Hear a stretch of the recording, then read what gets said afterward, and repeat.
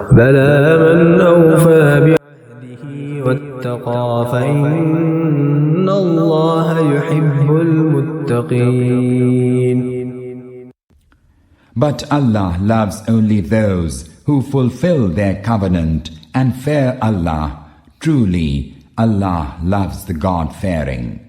إن الذين يشترون بعهد الله وأيمانهم ثمنا قليلا أولئك لا خلاق لهم في الآخرة ولا يكلمهم الله ولا ينظر إليهم يوم القيامة ولا يزكيهم ولهم عذاب أليم. There shall be no share in the life to come for those who sell away the covenant of Allah and their oaths for a trivial gain. On the day of resurrection, Allah will neither address them, nor look at them, nor will He purify them. A grievous chastisement awaits them.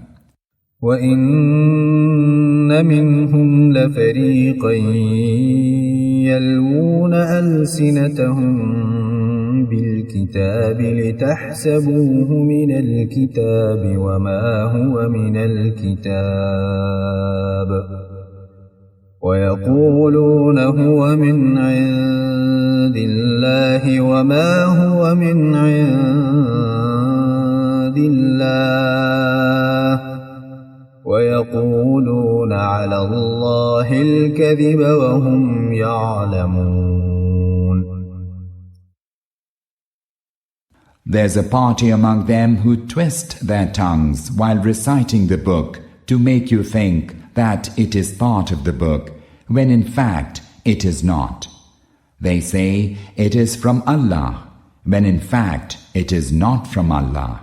They falsely fix a lie upon Allah and do so wittingly. ما كان لبشر أن يؤتيه الله الكتاب والحكم والنبوة ثم يقول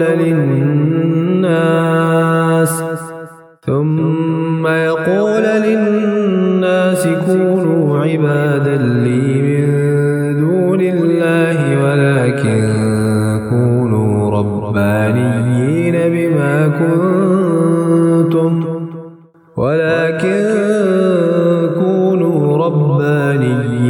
بما كنتم تعلمون الكتاب وبما كنتم تدرسون.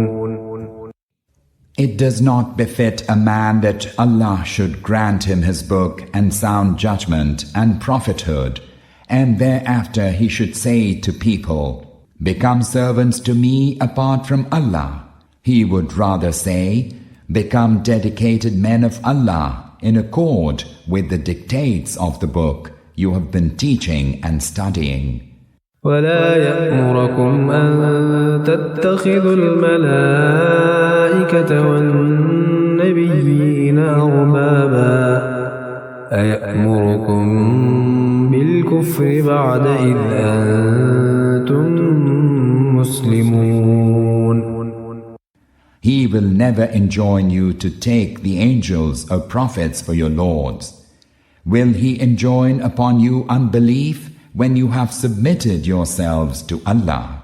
وَإِذْ أَخَذَ اللَّهُ مِيثَاقَ النَّبِيِّينَ لَمَا آتَيْتُكُم مِّن كِتَابٍ وَحِكْمَةٍ ثُمَّ جَاءَكُمْ رَسُولٌ مُصَدِّقٌ لِّمَا مَعَكُمْ لَتُؤْمِنُنَّ بِهِ وَلَتَنصُرُنَّهُ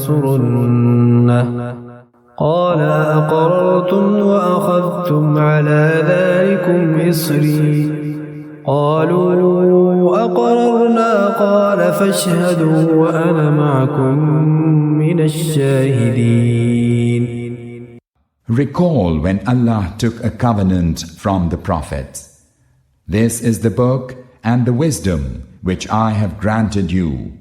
But should a prophet come to you confirming what you already possess, you shall believe in him and shall help him. So saying, Allah asked, Do you agree and accept to take up the burden of the covenant?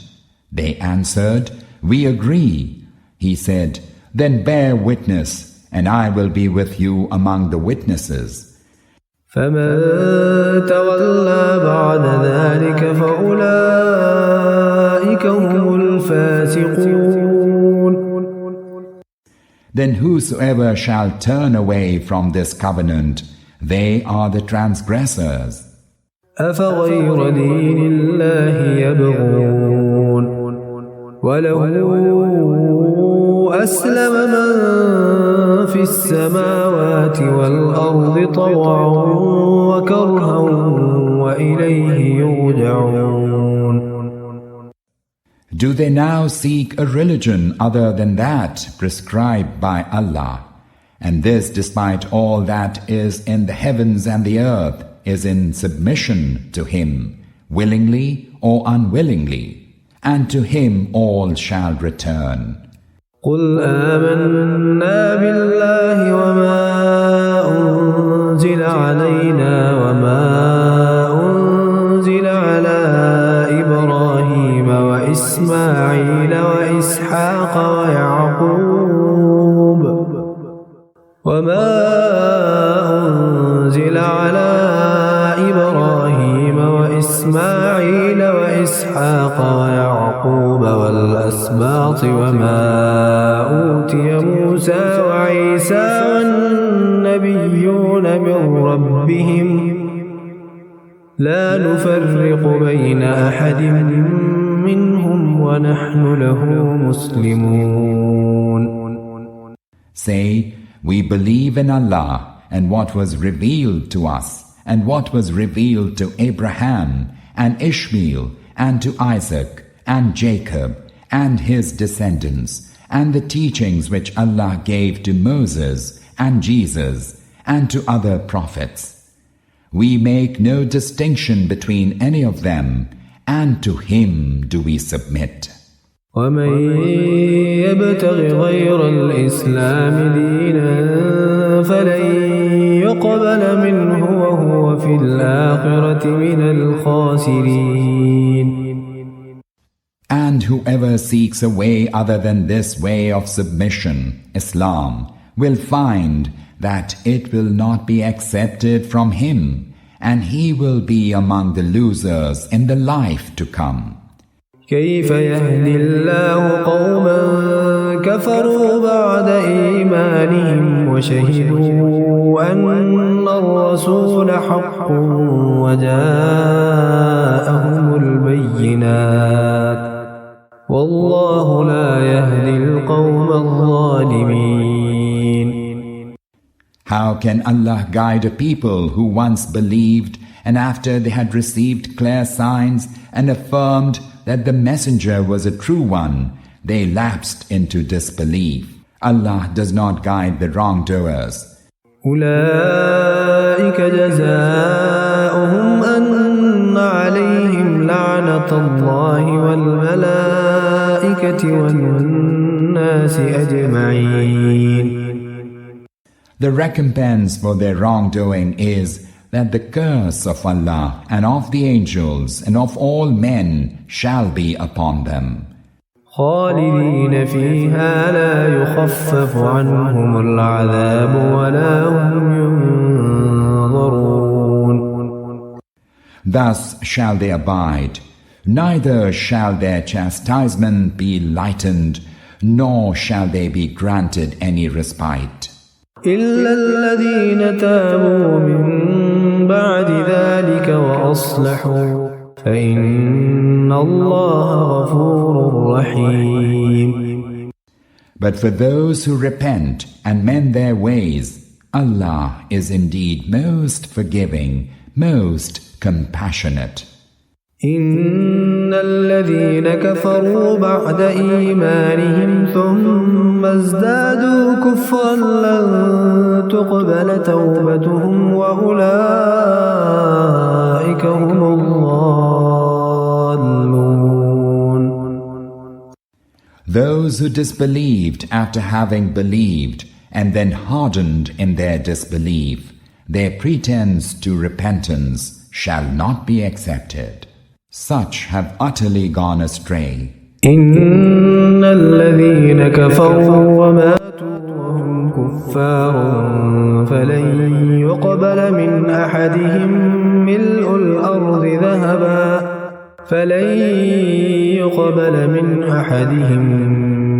الأرض ذهبا ولو افتدى به أولئك لهم عذاب أليم وما لهم من ناصرين. Truly, those who embraced unbelief and died as unbelievers, not even the whole earth full of gold will be accepted from them as ransom. For such there is painful chastisement, and none shall come to their help.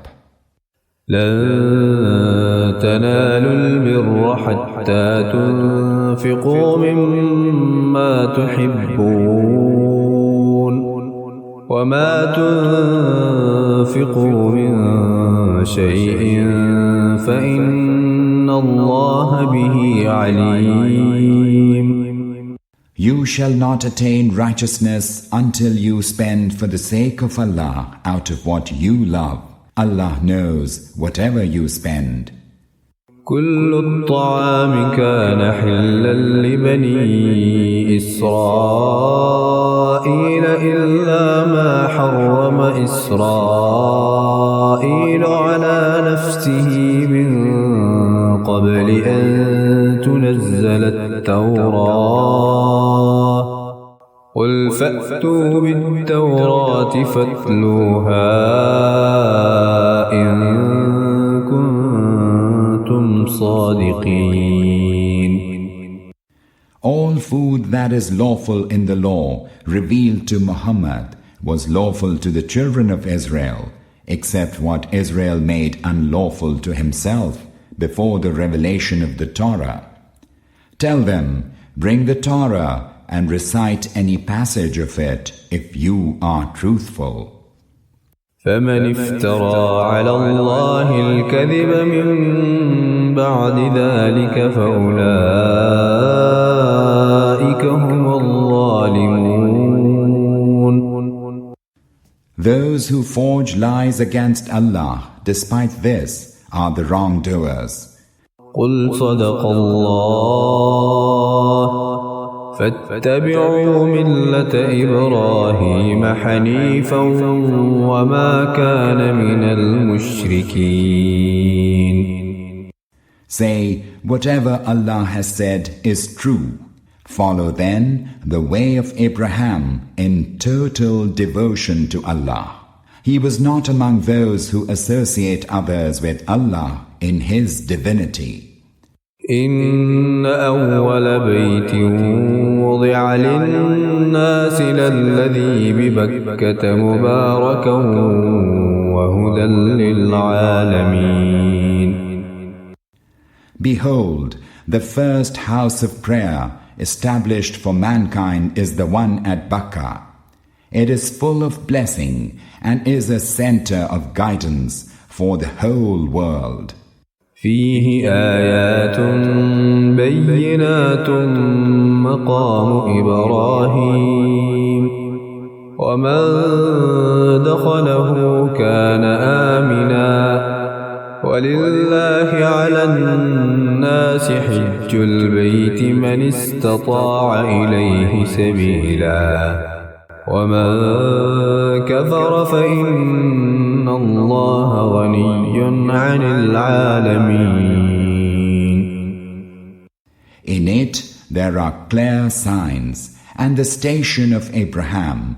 Whoever enters it becomes secure.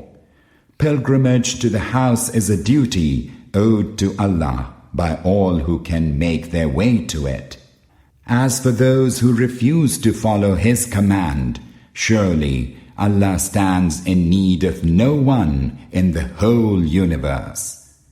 قل يا أهل الكتاب لم تكفرون بآيات الله والله شهيد على ما تعملون. Say, people of the book, why do you reject the signs of Allah when Allah is witness to all that you do?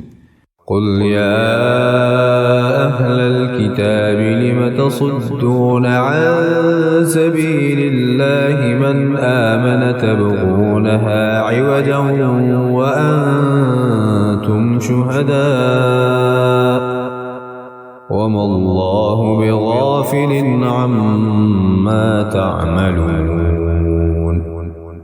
Say, people of the book, why do you hinder believers from the way of Allah, seeking that they follow a crooked way, even though you yourselves are witness to its being the right way? Allah is not heedless of what you do. يا